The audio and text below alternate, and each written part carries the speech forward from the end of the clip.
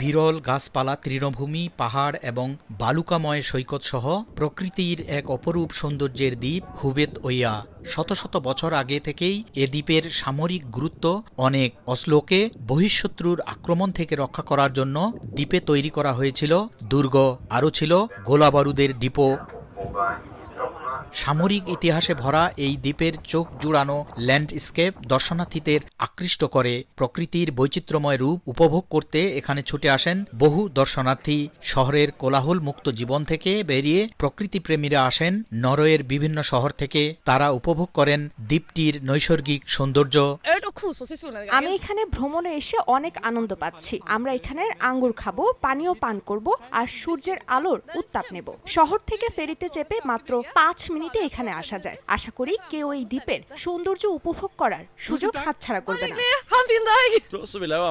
আপনি যদি অসলোতে আসেন তাহলে শহরটাকে তো দেখবেনই, হবেডইয়াকে অবশ্যই দেখে যাবেন। আমি শুধু শহরটাকেই নয়, দ্বীপের এই সুন্দর প্রকৃতির মজাও নিতে বলবো সবাইকে।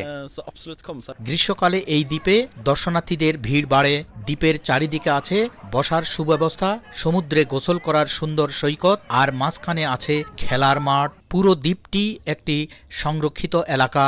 এখানকার গাছপালা, ফুল বা পাথর অপসারণ করা নিষিদ্ধ।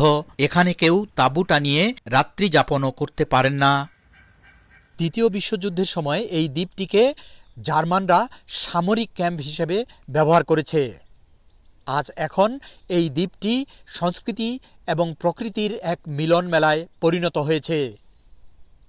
এখানে প্রতিদিন শত শত দেশি বিদেশি পর্যটক আসেন এই দ্বীপটিকে এক নজর দেখার জন্য।